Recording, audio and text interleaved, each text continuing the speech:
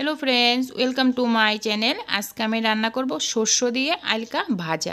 एइभाবে शस्य दिए आलका भाजा रान्ना करे जे कोनो निरामिष दिनेও खेते पारेन। ताहले चलुन देखे निই किभाবে आज आमी এই शस्य दिए आलकाटा भाजा रान्ना करब। आलकाटाके कुचि करे केटे निয়েছি। এর মধ্যে দিয়ে দিচ্ছি লবণ। লবণ দিয়ে আলকাটাকে মেখে নিচ্ছি।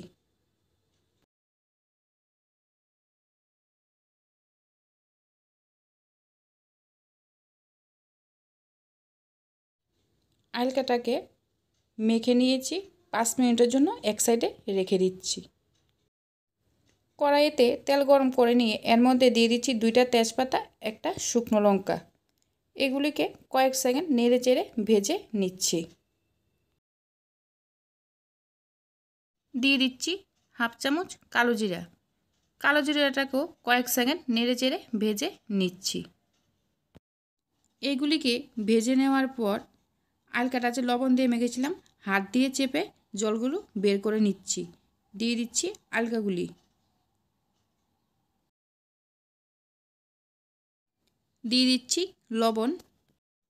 দিয়ে দিচ্ছি হলুদ। আলকাগুলিকে লবণ ও হলুদের সঙ্গে নেড়ে চেড়ে মিশিয়ে নিচ্ছি। মিশিয়ে নিয়ে ঢাকনা দিয়ে রান্না করে নিচ্ছি 4 থেকে 5 মিনিট। ঢাকনাটাকে সরিয়ে নিয়ে আলকাগুলিকে নেড়ে চেড়ে দিচ্ছি।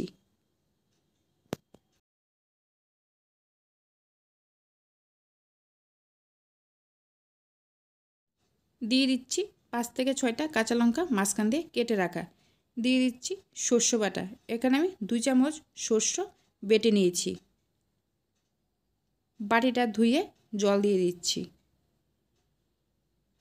দিয়ে দিচ্ছি হাফ চামচ লঙ্কা গুঁড়ো, কয়েক দানা চিনি। চিনিটাকে অবশ্যই দিতে হবে, না হলে ভাজিটা খেতে ভালো লাগবে না। সবগুলোকে নেড়ে চেড়ে মিশিয়ে নিচ্ছি।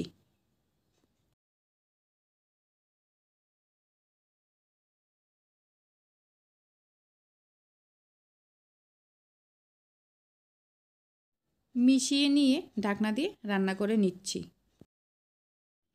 5 থেকে 6 মিনিট ঢাকনা দিয়ে রান্না করে নেওয়ার পর ঢাকনাটা সরিয়ে আলকাটাকে নেড়ে চেড়ে দিচ্ছি। দেখুন আলকাটা সিদ্ধ হয়ে গেছে।